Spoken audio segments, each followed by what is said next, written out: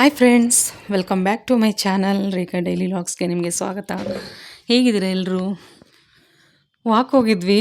ಅಲ್ಲಿ ಕೋಗಿಲೆ ಸೌಂಡ್ ತುಂಬ ಚೆನ್ನಾಗಿ ಕೇಳಿಸ್ತಾ ಇತ್ತು. ಸೊ ನಾನು ಅದನ್ನು ರೆಕಾರ್ಡ್ ಮಾಡ್ಕೊಂಡು ಬಂದೆ. ಇಲ್ಲಿ ನನ್ನ ಮಗ ಏನೋ ಡಿಸ್ಕಷನ್ ಮಾಡ್ಕೊಂಡು ನಿಂತ್ಕೊಂಡಿದ್ದಾನೆ. ಯಾಕೋ ತುಂಬ ಫ್ರೀಯಾಗಿ ನಿಂತ್ಬಿಟ್ಟಿದ್ದಾನೆ. ಬೆಳಗ್ಗೆ ಅವರೆಲ್ಲ ಬ್ಯುಸಿನೇ. ಕಿಚನಲ್ಲಿ ನನ್ನ ಪಾಡಿ ನಾನು ತಿಂಡಿ ಮಾಡ್ತಾಯಿರ್ತೀನಿ. ಆದರೂ ಇವಾಗ ಸ್ವಲ್ಪ ಕವನವರು ಫ್ರೀ ಇದ್ದಾರೆ. ರಿಸೈನ್ ಮಾಡಿರೋದ್ರಿಂದ ಅವರು ಟೈಮಿಂಗ್ಸ್ ಸ್ವಲ್ಪ ವೇರಿಯೇಷನಲ್ಲಿ ಹೋಗ್ತಾರೆ ಆಫೀಸಿಗೆ. 8 ಗಂಟೆಗೆ ಹೋಗ್ಬೇಕಂತಿಲ್ಲ. ಸೊ ಹಾಗೆ ಇವನು 9:15 ಹೊರಡೋದ್ರಿಂದ ಇವನು ಫ್ರೀ ಇರ್ತಾನೆ. ಚಿಕ್ಕವನು ಮಾತ್ರ ಫಾಸ್ಟಾಗಿ ರೆಡಿ ಆಗ್ತಾ ಇರ್ತಾನೆ. ಅವನು ಯಾವಾಗಲೂ ಫಾಸ್ಟೇ. ಇಲ್ಲೇ ಅಂದರೆ ಇದ್ದರೆ ಸುಮ್ಮನೆ ಇದ್ಬಿಡ್ತಾನೆ, ಇಲ್ಲ ಅಂದರೆ ನನ್ನ ಕಡೆ ಬರೋದೇ ಇಲ್ಲ. ಅವನು ಹೊರಟ ಮೇಲೇ ನನ್ನ ಹತ್ರ ಬರೋದು. ಅಮ್ಮ ತಿಂಡಿ ಆಯಿತಾ, ರೆಡಿನಾ, ನಾನು ಹೊರಡ್ಲಾ, ಓ ಇಲ್ಲ ಲೇಟ್ ಆಗುತ್ತಾ, ಅಪ್ಪು ಕೈಲಿ ಕೊಟ್ಟು ಕಳಿಸ್ತೀಯಾ, ಈ ಥರ ಅಂತ ಕೇಳ್ತಾನೆ ಬಂದು. ಇವರಿಬ್ಬರು ಮಾತ್ರ ಮಧ್ಯ ಬಂದು ನನಗೇನಾದರೂ ತರಲೆ ಮಾಡ್ತಾನೆ ಇರ್ತಾರೆ, ಸುಮ್ಮನೆ ಇರೋದಿಲ್ಲ. ಸೊ ಕವನ ಇನ್ನು ಸ್ವಲ್ಪ ದಿನಗಳ ಕಾಲ ನಮ್ಮ ಜೊತೆಯಲ್ಲಿ ಇರ್ತಾಳೆ. ಆಮೇಲೆ ಮದುವೆ ಆಗಿ ಹೋಗ್ತಾಳಲ್ವ, ಅದು ಈ ದಿನಗಳನ್ನೆಲ್ಲ ನಾವು ಮೆಲುಕು ಹಾಕ್ಕೊಂಡಾಗ ತುಂಬ ಫೀಲ್ ಆಗುತ್ತೆ. ಯಾವಾಗಲೂ ಜೊತೇಲಿದ್ದು ಅಭ್ಯಾಸ. ಅವಳು ನನ್ನ ಬಿಟ್ಟೆಲ್ಲೂ ಹೋಗಲ್ಲ, ನಾನು ಅವಳನ್ನ ಬಿಟ್ಟೆಲ್ಲೂ ಹೋಗಲ್ಲ.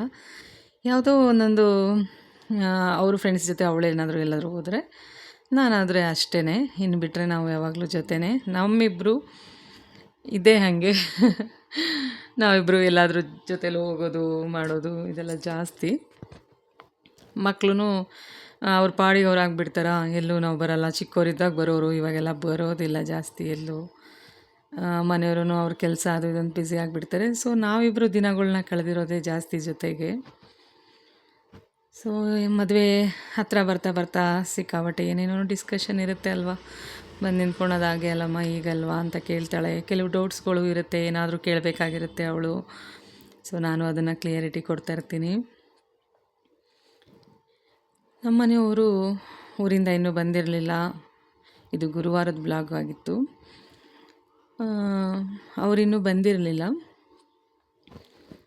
2-3 ಡೇಸ್ ಅವ್ರು ಇಲ್ಲದೆ ಇರೋದು ಮನೇಲಿ ಏನೋ ಒಂಥರ ಯಾರನ್ನೋ ಮಿಸ್ ಮಾಡ್ಕೊಂಡಿದ್ದೀವಿ ಅನ್ನೋ ಥರ ಫೀಲ್ ಆಗ್ತಾಯಿತ್ತು ನಮಗೆ. ಅವ್ರ ಮನೇಲಿದ್ದರೆ ನಮಗೆ ದಿನಚರಿ ತುಂಬ ಚೆನ್ನಾಗಿರುತ್ತೆ. ಯಾಕೆಂದರೆ ಮಾರ್ನಿಂಗಿಂದ ನೈಟ್ವರೆಗೂ ನಮ್ಮ ರೊಟೀನ್ ತುಂಬ ಚೆನ್ನಾಗಿರುತ್ತೆ. ಫುಡ್ಡಲ್ಲಿರ್ಬೋದು, ಯಾವ ರೀತಿ ಇರ್ಬೋದು. ಇಲ್ಲಾಂದರೆ ನೆಗ್ಲೆಕ್ಟ್ ಜಾಸ್ತಿ.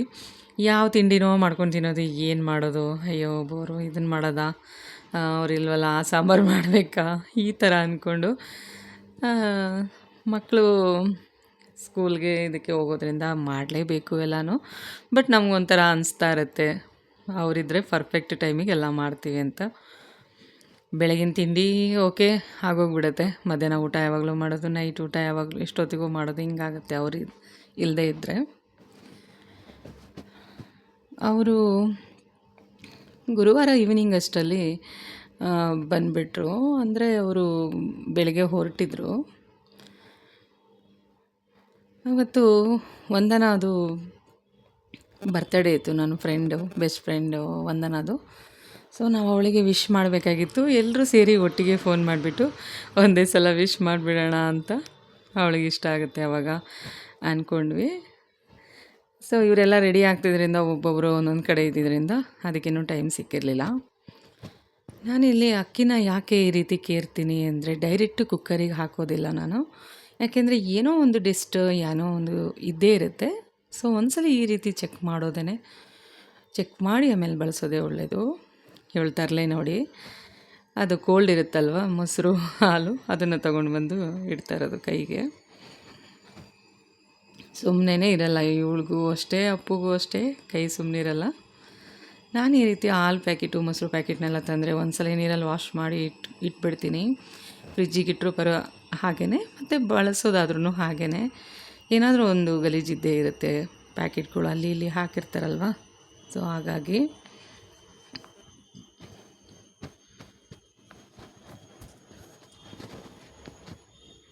ನಾನು ಇವತ್ತೊಂದು ಹೆಲ್ದಿ ಡ್ರಿಂಕ್ಸ್ನ ತೋರಿಸ್ಬೇಕಂತ ಎಲ್ಲ ಅದಕ್ಕೆ ಪ್ರಿಪೇರ್ ಮಾಡ್ಕೊಳ್ಬೇಕು. ಇವರೆಲ್ಲ ಹೊರಟು ಬಿಡಲಿ, ನಾನು ಆಮೇಲೆ ಸ್ನಾನ ಪೂಜೆ ಎಲ್ಲ ಕೆಲಸ ಮುಗಿಸ್ಕೊಂಡು ಆಮೇಲೆ ತೋರಿಸೋಣ ಅಂತ ಅಂದ್ಕೊಂಡಿದ್ದೀನಿ. ಸೊ ನನ್ನ ಮಗ ಅಂಗಡಿಗೇನೋ ಹೋಗ್ಬಿಟ್ಟು ಬಂದ, ಹೂವು ಥರ ಕಳಿಸಿದ್ದೆ. ಸೊ ಪೂಜೆಗೆಲ್ಲ ರೆಡಿ ಮಾಡ್ಕೊಳ್ಳಿ ಅಂತ. ಗುರುವಾರ ನೆಕ್ಸ್ಟ್ ಡೇ ಶುಕ್ರವಾರ, ಆಷಾಢದ ಮೊದಲನೇ ಶುಕ್ರವಾರ ಆಗಿರೋದ್ರಿಂದ ನಾನು ಪ್ರತಿ ವಾರವೂ ಅಷ್ಟೇ ಶುಕ್ರವಾರ ನಾನು ದೇವ್ರ ಮನೆಯನ್ನು ಕ್ಲೀನ್ ಮಾಡೋದಿಲ್ಲ. ಅದನ್ನು ಮುಂಚೆಯಿಂದನೂ ಅಭ್ಯಾಸ ಆಗಿದೆ.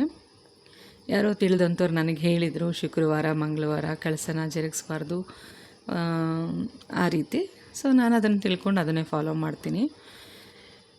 ಅದಕ್ಕೆ ಈ ಗುರುವಾರ ಹಿಂದಿನ ದಿನವೇ ನಾನು ಎಲ್ಲನೂ ಕ್ಲೀನ್ ಮಾಡ್ಕೊಬಿಡ್ತೀನಿ ದೇವ್ರ ಮನೇನ. ಮಂಗಳವಾರ ಪೂಜೆಗೆ ಮಾಡಬೇಕಂದ್ರೆ ಸೋಮವಾರನೇ ಎಲ್ಲ ಕ್ಲೀನ್ ಮಾಡಿಕೊಂಡು ಅವತ್ತೂ ದೀಪ ಹಚ್ಚಿಬಿಡ್ತೀನಿ ಆ ರೀತಿ. ಸೊ ಕವನಗೆ ಹೇಳ್ತಾ ಇದ್ದೆ, ಅವಳು ರಾಘವೇಂದ್ರ ಸ್ವಾಮಿ ಹತ್ರ ಮಾತ್ರ ಕ್ಲೀನ್ ಮಾಡಿಬಿಟ್ಟು ಪೂಜೆ ದೀಪ ಹಚ್ಚಿಬಿಡಮ್ಮ, ನಾನು ಮಿಕ್ಕಿದ್ದೆಲ್ಲ ಆಮೇಲೆ ಸ್ನಾನ ಮಾಡ್ಕೊಂಡು ಬಂದು ಕ್ಲೀನ್ ಮಾಡ್ತೀನಿ ಅಂತ ಹೇಳಿದೆ. ಸೊ ಅವ್ರು ಅದನ್ನು ಮಾತ್ರ ಪೂಜೆಗೆ ರೆಡಿ ಮಾಡ್ತಾಯಿದ್ರು. ಹೈಟ್ ಸಾಲಲ್ಲ, ಸೊ ದಿವಾನ್ ಕಾಟ್ ಮೇಲೆ ನಿಂತ್ಕೊಂಡು ರೆಡಿ ಮಾಡ್ತಾಯಿದ್ದಾರೆ. ಮಿಷಿನಿಗೆ ಬಟ್ಟೆನೂ ಹಾಕಿದ್ದೆ. Many more happy returns of the day. Thank you so much, everyone. ಏನು ಮಾಡ್ತಿದ್ಯಮ್ಮ? ಇದೀನಮ್ಮ, ಏನು ಕೆಲಸ ಇದ್ದೇ ಇರುತ್ತಲ್ವಾ.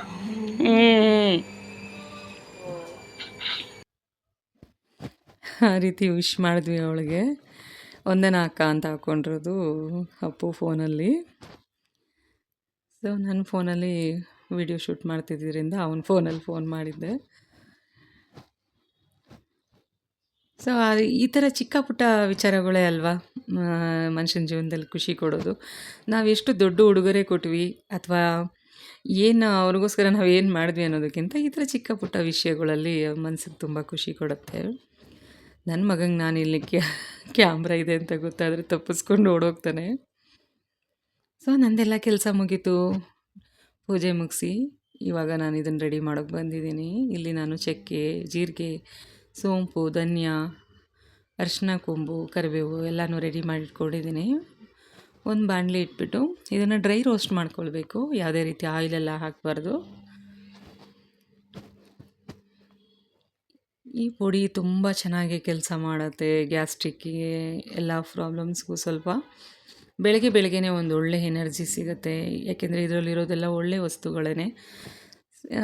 ಇದೆಲ್ಲ ಇವ್ರಿಗೆ ಹೆಂಗೆ ಗೊತ್ತಿರುತ್ತೆ, ಇವರೇನು ಡಾಕ್ಟ್ರ ಅಂತ ಅಂದ್ಕೊಳ್ಬೋದು ಸಾಕಷ್ಟು ಜನ. ಬಟ್ ಅಲ್ಲ, ಇದು ಮನೆ ಮದ್ದು ಅಲ್ವಾ.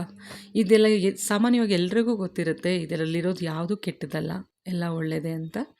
ಸೊ ಅಂಥ ನಂಬಿಕೆ ಇರೋರು ಖಂಡಿತ ಈ ರೀತಿ ಮಾಡ್ಕೊಂಡು ಕುಡಿಬೋದು. ಕರಿಬೇವಂತೂ ತುಂಬ ಫ್ರೆಶ್ ಇತ್ತು, ಅಪ್ಪ ತಂದುಕೊಟ್ಟಿದ್ರು. ಜಾಸ್ತಿನೇ ಕ್ವಾಂಟಿಟಿಲಿ ತಂದುಕೊಟ್ಟಿದ್ರು. ಸೊ ನಾನು ಫ್ರಿಜ್ಜಲ್ಲಿ ಸ್ಟೋರ್ ಮಾಡಿ ಇಟ್ಟಿದ್ದೀನಿ. ಅದರಿಂದ ಇನ್ನೂ ಚಟ್ನಿ ಪುಡಿ ಮತ್ತು ಇನ್ನೊಂದರೆ ಕರಿಬೇವು ರೈಸು ಇದೆಲ್ಲ ಮಾಡ್ಕೊಳ್ಬೋದು. ರೈಸ್ ಬಾತು ತುಂಬ ಚೆನ್ನಾಗಿರುತ್ತೆ. ಅದನ್ನೆಲ್ಲ ಮಾಡಿದ್ರೆ ನಾನು ಖಂಡಿತ ತೋರಿಸ್ತೀನಿ. ಫಸ್ಟ್ ಒಂದು ಸಲ ಅದನ್ನೆಲ್ಲ ಹಾಕಿ ಫ್ರೈ ಮಾಡಿಕೊಂಡು ಅದು ಸ್ವಲ್ಪ ರೋಸ್ಟ್ ಆದಮೇಲೆ ಕರಿಬೇವು ಹಾಕ್ಕೊಳ್ಬೇಕು. ಯಾಕೆಂದರೆ ಕರಿಬೇವು ಬೇಗನೆ ಇದಾಗಿಬಿಡುತ್ತೆ. ಹಸಿದೇ ಇರೋ ಫ್ರೆಶ್ ಆಗಿರೋ ಕರಿಬೇವು ಹಾಕ್ಬೇಕಂತ ಏನಿಲ್ಲ. ಒಣಗಿರೋದಿದ್ರೂ ಅದನ್ನು ನಾವು ಸಹ ಫ್ರೆಶ್ ಆಗಿತ್ತು ಅಂದರೆ ಅದು ಚೆನ್ನಾಗಿದ್ದರೆ ಸಾಕು, ಕ್ಲೀನ್ ಇದ್ದರೆ ಸಾಕು, ಅದನ್ನು ಸಹ ನಾವು ಇದರಲ್ಲಿ ಬಳಸ್ಬೋದು. ಸೊ ಈ ರೀತಿ ಪೌಡ್ರು ಮಾಡ್ಕೊಂಬಿಟ್ಟು ಒಂದು ಪ್ಲೇಟಿಗೆ ತಗೊಳ್ತೀನಿ. ಯಾಕೆಂದರೆ ಮತ್ತೆ ಪುನಃ ಪ್ಲೇಟಿಗೆ ತೊಗೊಂಡಾಗ ಸ್ವಲ್ಪ ಹೊತ್ತು ಬಿಟ್ಟರೆ ಅದು ಕೂಲ್ ಆಗುತ್ತೆ. ಏಕೆಂದರೆ ಅದು ಗಂಟು ಕಟ್ಕೊಳ್ಳೋ ಸಾಧ್ಯತೆ ಇರುತ್ತೆ ನಾವು ಡಬ್ಬಿಯಲ್ಲಿ ಹಾಕಿ ಸ್ಟೋರ್ ಮಾಡೋದ್ರಿಂದ. ಸೊ ಈ ರೀತಿ ತಣ್ಣಗೆ ಮಾಡಿಬಿಟ್ಟು ಹಾಕೋದ್ರಿಂದ ಚೆನ್ನಾಗಿರುತ್ತೆ. ನಾನು ಈ ರೀತಿ ಗಾಜಿನ ಬಾಟ್ಲಿಯಲ್ಲಿ ಸ್ಟೋರ್ ಮಾಡ್ಕೊಳ್ತೀನಿ. ಈ ರೀತಿ ಅರ್ಧ ಸ್ಪೂನ್ನ ನಾವು 1 ಗ್ಲಾಸ್ ವಾಟರ್ಗೆ ಹಾಕ್ಕೊಂಡ್ರೆ ಸಾಕು, ಕುಡಿಯೋದ್ರಿಂದ ತುಂಬ ಚೆನ್ನಾಗಿರುತ್ತೆ. ನೈಸ್ ಪೌಡ್ರು ಮಾಡ್ಕೊಳ್ಳಿ. ಸ್ವಲ್ಪ ಇದು ಸಿಕ್ಕಿದ್ರೂ ಪರವಾಗಿಲ್ಲ, ಅದು ಬಾಯಲ್ಲಿ ಹಾಗೆ ಅಗಿತಾನೆ ನೀರು ಕುಡಿಬೋದು, ತೊಂದರೆ ಇಲ್ಲ, ಎಲ್ಲ ಒಳ್ಳೆಯದೇ ಅದು. ನಾವು ಈವ್ನಿಂಗ್ ಕವನ ಬೇಗ ಬಂದರು ಮನೆಗೆ. ಸೊ ಇವತ್ತು ಹೋಟೆಲ್ಗೆ ಹೋಗೋರಿದ್ವಿ ವಂದನ ಜೊತೆಯಲ್ಲಿ.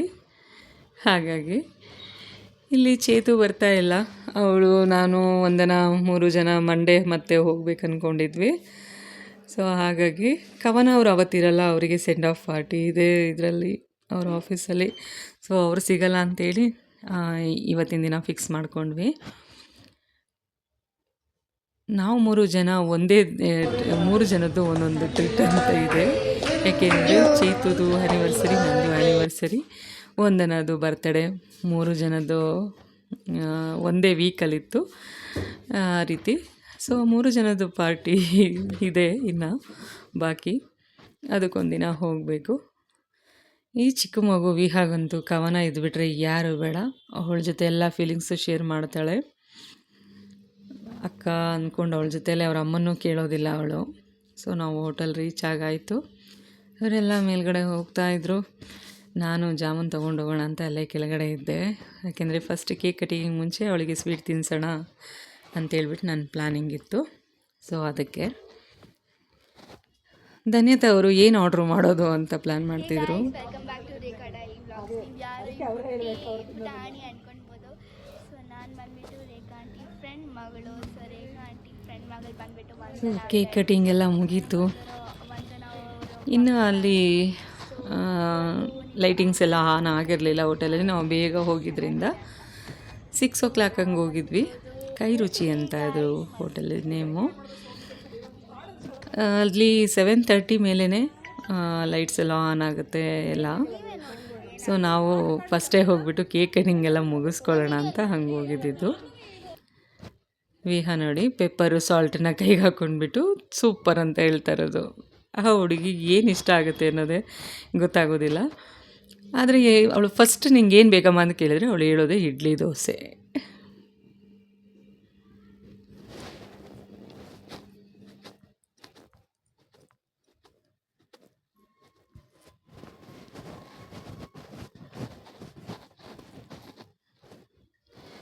ಧನ್ಯತೆಗೆ ಈ ರೀತಿ ಮಾತಾಡೋದು ತುಂಬ ಇಷ್ಟ. ಅವಳು ಆಂಟಿ ಮನೆಗೆ ಬನ್ನಿ, ಈ ಥರ ವ್ಲಾಗ್ ಮಾಡೋಣ,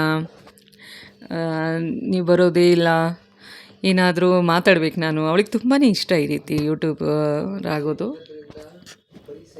ಸೊ